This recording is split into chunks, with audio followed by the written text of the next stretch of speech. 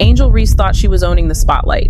A brand new sneaker, a massive Reebok campaign, and a bold billboard planted smack in the middle of Las Vegas just in time for the WNBA All-Star Weekend.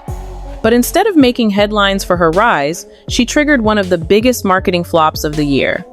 Fans dragged the ad, social media exploded with backlash, and the entire rollout crumbled without the one person everyone actually showed up to see, Caitlin Clark.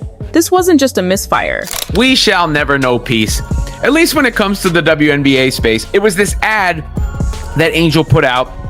And I don't know if this is part of a larger campaign where it's going to be similar themes in similar places, but because of where the WNBA All-Star Game is, and because of who plays on the Indiana Fever in the home city of the WNBA All-Star Game, it's going to raise some eyebrows, let's say.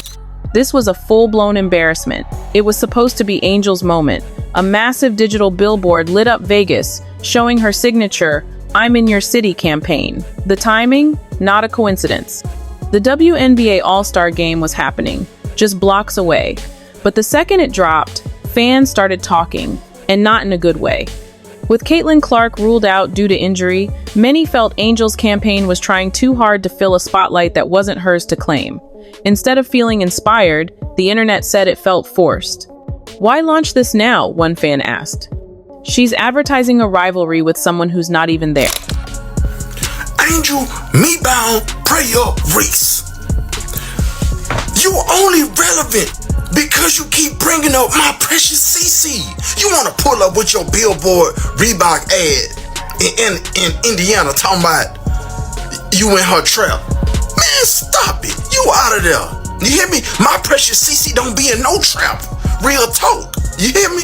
At the end of the day, she don't do those type of things. Yes. You hear me? Don't put that with her name at the end of the day. If you be in a trap, that's your business. You hear me? Whatever the case may be, that ain't nothing to be proud of. The tone was clear. Without Caitlin, the message didn't hit. Just when things looked shaky, the Reebok shoe rollout made it worse. Angel debuted her new kicks, sleek, branded, and hyped across social media. But once fans saw them, crickets. Sneakerheads weren't impressed. The design was called generic, the materials cheap, and the release rushed. Worse, none of the top basketball influencers backed it. The product flatlined within days. Reebok expected buzz. What they got instead was confusion. Was this the comeback of a retro giant, or just a failed stunt? Comments under the promo post said it all. "Not worth the price. This ain't it." But there is the part of me that's like, is this really necessary? And shouldn't Angel Reese be able to market herself at this point without invoking or even, insinuating some sort of attachment to Caitlin Clark? Because if I'm being honest about it, people say that moment, and that moment was huge. It will live forever. That moment will live forever. But Caitlin Clark was on this trajectory already. And if anyone has benefited more from the attachment, at least from an attention standpoint, it's been Angel. You can't just slap a name on it and expect magic. And then came the real blow. Caitlin Clark, the most talked about player in the WNBA, wasn't even at the All-Star event.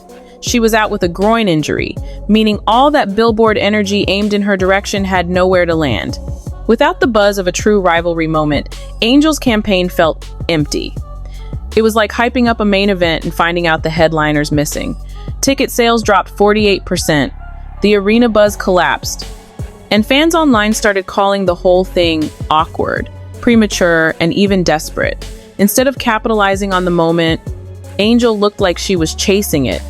That's when the internet did what it does best, dragged the whole campaign to the ground. Memes started popping up fast. One image showed an empty Vegas street under Angel's billboard with the caption, "Who is she talking to?" Reddit threads called it the ghost drop. Twitter was worse. Fans mocked the shoes, clowned the ad, and some even started calling it the worst PR stunt of the season.